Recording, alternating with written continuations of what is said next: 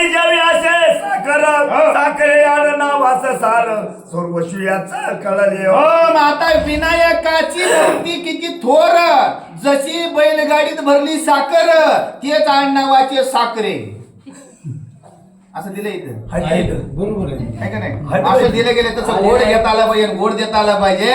वाचा हा ग्रंथ पुण्यक्षेत्र श्रावण नसे कोणी या पत्र जे का भाविक पवित्र तेने परिसावा दार्यो. हा ग्रंथ आहे का नाही, जे भाविक भक्त आहे का नाही, ज्याला पवित्रता करून घ्यायचे, जेव्हा आपल्या देहाचं सार्थक करून घ्यायचे, त्यांनी श्रवण करायचा. शेवटी ग्रंथकारांनी सांगितलं म्हणे नाही भाव देवा मला पाव अशाने देव तुला पावणार नाही, पण हे भाव अंतकरणामध्ये ठेवून याचा काय करायचा, रस श्रवण करायचा आहे. यज्ञ यागाचे साधने साधन श्रेष्ठ धर्माचे आचार्य मोक्षाचे प्रगट स्थान हा ग्रंथच विसावा. यज्ञ यागाचे हे स्थान आहे का नाही, ज्ञान प्रगट घ्यायचे. मग ज्याला हे ज्ञान करून घ्यायचे, ज्याला उद्धार करून घ्यायचा आहे, त्यांनी हा ग्रंथ आत्मिकतेने श्रवण करावा.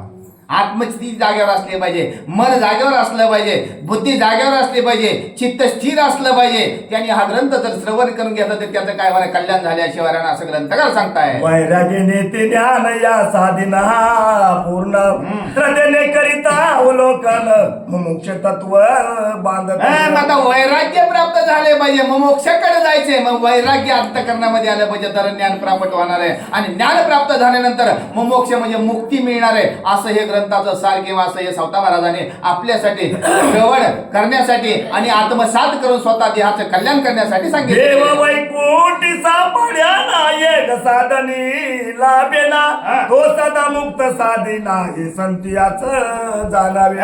संतीच जाणं, संतानीच जाणं, वैकुंठीचा जाणं. ज्या भगवंताचं नामचिंतन घेतलं, ज्याची वृत्ती शांत झाली त्याला संत म्हणावा, आणि त्या संताकडनं जे काय करावा अवगत करून घ्यावा. पुन्हा ग्रंथकार सांगू लागलेले आहेत. तर्क जे ते मागे फिरे श्रुती कधी अंत मत भिन्न दिना हे संतियाच जाणावे. आता तर्क जे ते आता सगळीकडे फिरतोय, आणि त्या तर्कामुळे हे संत जाणतात. तर्क कुणाकडे, ही वृत्ती संतांची आहे, आणि ज्या देहामध्ये तर्क आला तिथं संत सगळी जाणीव फिरल्याशिवाय राहत नाही. तर असंही सावता महाराज सांगू लागले. तर्क जे ते मागे फिरे श्रुती कधी अंतच प्रकारे विषय भिन्न सारे ते सारच कथन.